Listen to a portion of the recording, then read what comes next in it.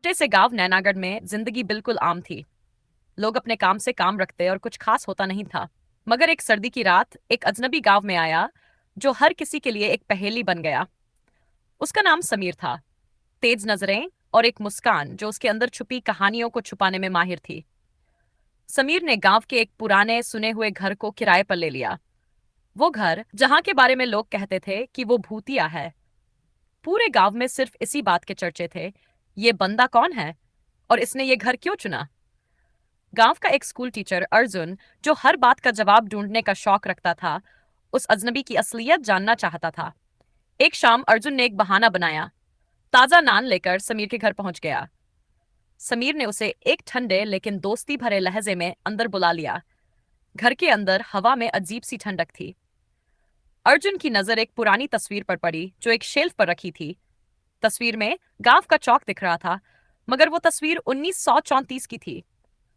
तस्वीर में लोग पुराने जमाने के कपड़े पहने खड़े थे, मगर अर्जुन का दिल उस वक्त थम गया जब उसने देखा कि समीर उसी तस्वीर में मौजूद था, बिल्कुल वैसा ही जैसे आज दिखता था।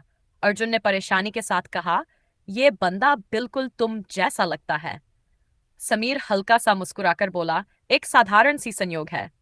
अर्जुन उस रात चैन से नहीं सो सका। अगले दिन वो गांव के बुजुर्ग बाबा राघव के पास तस्वीर लेकर चला गया। बाबा ने तस्वीर देखते ही अपना सिर पकड़ लिया। ये तस्वीर मेरे बाप की है, बाबा बोले। और ये आदमी जो तुम दिखा रहे हो, उसका नाम भी समीर ही था। ये 90 साल पहले गांव आया था और फिर अचानक गायब हो गया। अर्जुन का दिल जोर से धड़क रहा था। क्या ये मुमकिन है कि समीर एक ही शक्ल और उम्र के साथ अब तक जिंदा हो। उस दिन शाम को अर्जुन वापस समीर के घर गया, लेकिन घर को ताले लगे हुए थे और समीर का कोई पता नहीं था। उस रात गांव में एक जबरदस्त तूफान आया, सालों का सबसे बुरा तूफान। हवाएं गूंज रही थी और तभी अर्जुन के दरवाजे पर एक दस्तक सुनाई दी। दरवाजा खोला तो समीर सामने खड़ा था, भीगा हुआ और कांपता हुआ।